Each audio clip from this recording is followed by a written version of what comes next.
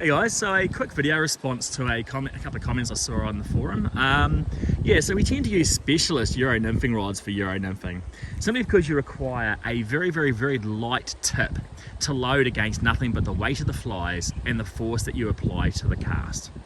Your standard 9'5" weight probably isn't going to handle the jandal on that. It's not designed to do that. It's designed to load against the weight of a fly line, which is significantly heavier than a couple of small lightweight 14 or 16 nymphs on a long light leader.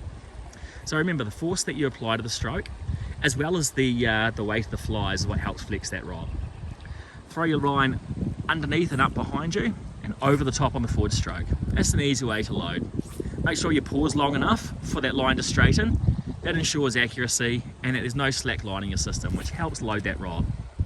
Now, to tame these fish on such light rods, you actually have surprisingly powerful butt sections. So that light tip transitions beautifully into a powerful butt section.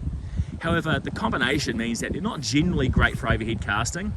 However, I've found the 10'6" 3-weight primal zone actually handles a 3-weight tactical fly line, or 4-weight tactical fly line actually pretty well. In regards to leader configuration, you don't want to go stupidly long because you have to be able to handle it. Now, if you're beginning, I pretty much recommend a slightly heavier butt section. I'd go for 20-pound Maxima Chameleon. It's stiff, it's got a bit more mass to help direct your cast and makes life a bit easier. On windy days, you're probably going to find that extra mass might be a bit of a pain, and having your fly line outside the rod tip might be a bit of a pain. It might create a bit of sag.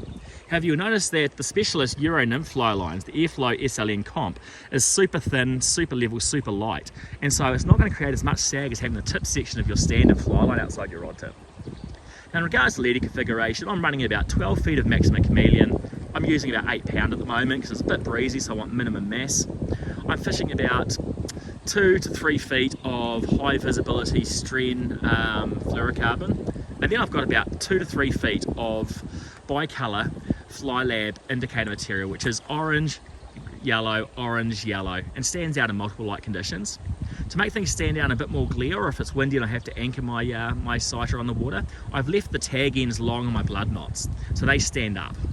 I then have a tippet ring leading through to about 5 feet of tippet, and on the bottom I have a double tungsten size 16 at present, and off a dropper that's sitting probably about 12 inches above my bottom fly, I have a size 16 unweighted pheasant tail. That seems to be doing it on these fish today.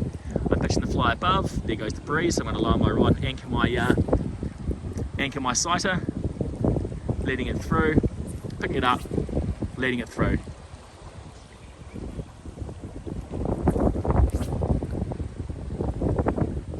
That breeze kicks in, I'm relying on that thinner sort of leader, that low mass leader, to not catch as much wind, not to sag as much. But you notice I'm also anchoring my sighter. What that does is I can still see the high-vis fluoro, high-vis nylon on the water, but the tag ends I've left long on my blood knots are standing up and standing out, especially if you grease them with mucilin or even fly dip or something, or aquel, you know, just to help keep them on buoyant, to keep them visible. You can also use a heavier nymph as well, and that's going to keep the whole system tight. Just working these fish, only a rod length away from me in super clear water. If I'm wearing the appropriate camo, I'm moving slow, and the casting process isn't using my whole arm. I'm pretty much just loading using my wrist and my lower forearm. No, my forearm, not my lower forearm, I hinge there. Yeah, basically there's minimal movement. I'm very stealthy, there's nothing on the surface to alert these fish as I'm lifting it up, moving it across, and that fine diameter tip is just getting deep. Hoping this helped, guys. Cheers, and there we go. As you can see, the soft tip's absorbing the impact on such light tippet, yet the butt section is giving them stick. That's the difference between a specialist Euro nymph rod and a traditional overhead casting rod.